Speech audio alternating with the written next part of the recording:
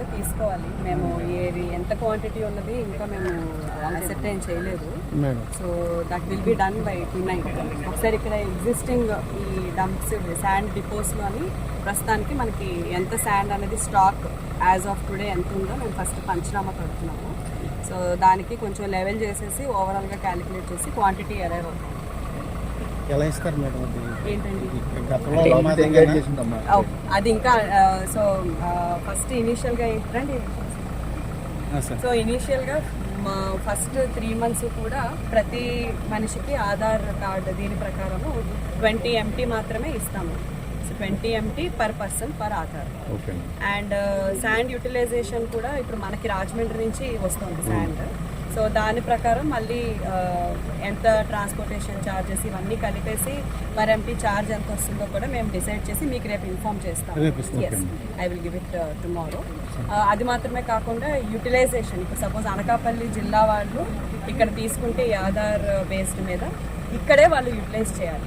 So ఇక్కడ కొనుక్కొని వైజాగ్లో కట్టుకోవడము దాన్ని యూటిలైజ్ చేయడానికి వీల్లేదు. ఏ జిల్లాకి ఆ జిల్లా కంపల్సరీ చేయాలి.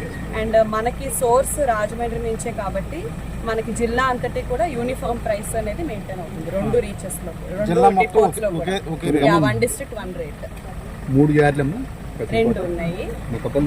ఇక్కడ ఒకటి 2 ఓన్లీ 2 నక్కపల్లి హైవే పైన ఒకటి, గబ్బాడ ఇక్కడ మన మొత్తం 2 ఉన్నాయి. లేదండి, ఓన్లీ 2 ఉన్నాయి. అక్కడ కూడా స్టాక్ ఉందమ్మా?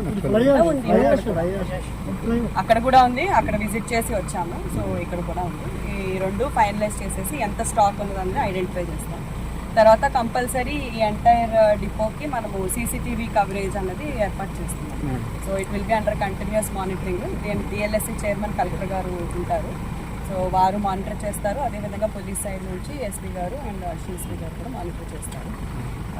ఫీడ్ అనేది రెగ్యులర్గా మానిటర్ చేస్తాము. వెహికల్స్ అసలు లోపల ఎవరు వస్తున్నారు, ఎంత తీసుకెళ్తున్నారు, ఏంటి కంప్లీట్ డేటా మేము మెయింటైన్ చేసి ఒకేషనల్లీ ఎవరు తీసుకెళ్తున్నారు వాళ్ళ యూటిలైజేషన్ కరెక్ట్గా ఉందా లేదా అనేది కూడా మేము ర్యాండమ్గా చెక్ చేయడం జరుగుతుంది.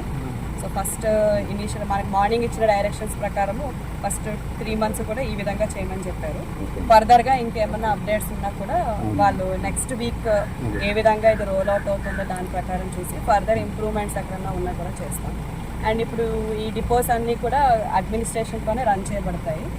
సో సచివాలయం ఎంప్లాయీస్ అదేవిధంగా రెవెన్యూ సైడ్ నుంచి VROs వీళ్ళని కూడా డ్రాఫ్ట్ చేస్తాము. సెక్యూరిటీ పాయింట్ ఆఫ్ వ్యూలో కంపల్సరీ 24/7 పోలీస్ వాచ్ కూడా ఉంటుంది. సో ప్రస్తుతానికి no other agency will be taking it up. Government తరఫు నుంచి జిల్లా అడ్మినిస్ట్రేషన్ దీన్ని రన్ చేస్తాం. మేము కాన్స్టెంట్ వాచ్లో ఉంటుంది. 2 కూడా నర్సీపట్నం ఆర్డీఓ గారి జ్యూరిస్డిక్షన్లోనే ఉన్నాయి. So he will be constantly checking everything and inspecting time and when possible. And as a joint collector I will also be available. సోమవారం నుండి ఓపెన్ చేస్తున్నారు.